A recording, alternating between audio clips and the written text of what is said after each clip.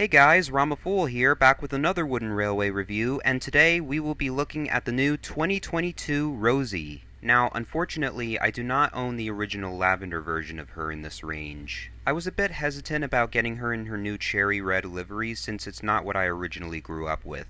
But knowing that Rosie is a model series character, I felt there was no reason why I shouldn't have her in my Wooden Railway collection. This is the third and final wooden item that I got this past Christmas, and also my first Red Rosie model. I'll be honest, I was pretty shocked when I first saw her in her new livery. But Rosie hasn't been much of a featured character in the series, so I did manage to get used to it pretty quickly.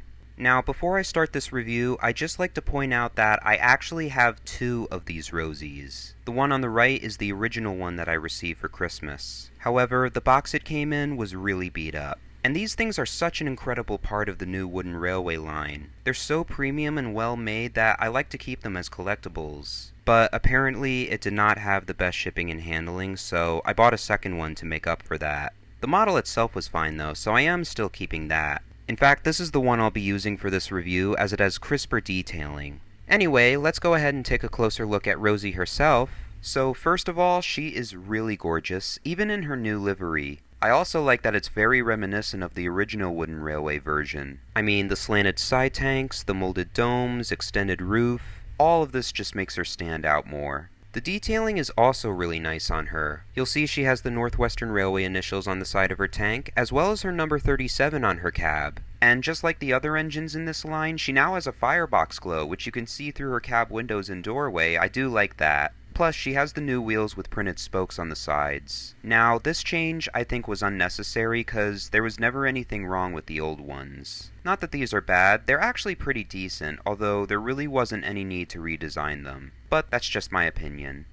Moving on to the front, Rosie's face is pretty nice. As you can see, she's still got her cheerful smile, glad they kept that on here. She's also looking to her left rather than straight ahead, and one eyebrow is raised. This is interesting for a new facial expression. Obviously, if I were designing it, I'd stick to the original, but that's okay, this is fine too. Her cheeks are also meant to be a shade of pink, or rosy in this case, according to her prototype. However, they're pretty faint on my model. Not sure if this is just how they're normally printed, but honestly, I don't really care too much about it. There's printed buffers down here, which are a neat addition to the models. She also had these in wood, but they were red instead of black. So these are obviously better because they're actually done correctly. One thing you might have noticed though is that they didn't include her headlamp up here. Apparently one was added to her in like mid-series 17, but personally I was never crazy about it. She does have it in Bachmann push-along and plow rail though, so it's kinda odd that they left it out in this range. But I do think she looks better without it, so this works for me.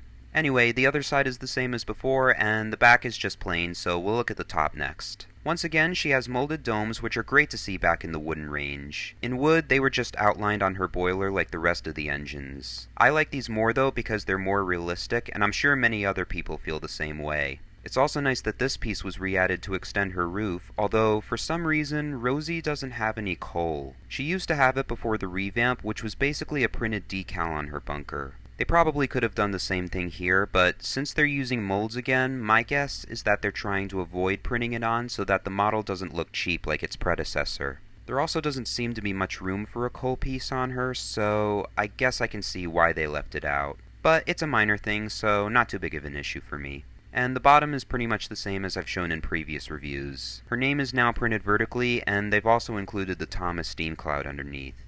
Here's a quick comparison with an old Wooden Railway Thomas, and just by looking at these two side by side, it's like she's barely even changed. That is, if you don't count her livery and wood model. She's pretty much the same length and height as most of the other small engines. Rosie does also run pretty well on my track, including long curves and old switches. However, the front wheels on my model don't seem to turn as freely, so apparently more force is needed for that.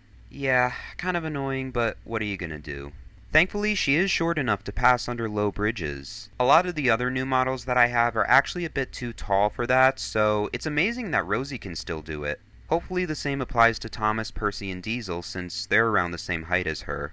Although, it's hard to tell whether she's still built to run on ascending track or not. When I tested her on it, her chassis did hit the bottom, but surprisingly, she didn't get stuck at the top like the troublesome trucks did. And that may be due to her having middle wheels. So I guess I'll say she half is and half isn't, but that could change if Mattel actually decides to release new slope track. All in all, I think Rosie is an excellent model. Not only does she have one of the best designs in this line, but also by far the closest resemblance to her early wooden railway version. This to me is how her shape should be in wooden form, because it actually feels more like her and not a reskin of Thomas. Plus, for those with an original Lavender Rosie looking to get the red one, well, this should correspond pretty well with it. So for accuracy, I give her a 9 out of 10, and if you don't already have her in this range, I would highly recommend picking this up. Alright guys, that is my review on the new Wooden Railway Rosie. Hope you enjoyed it. Please make sure to subscribe, and I will see you in the next one. This is Ramafool signing out.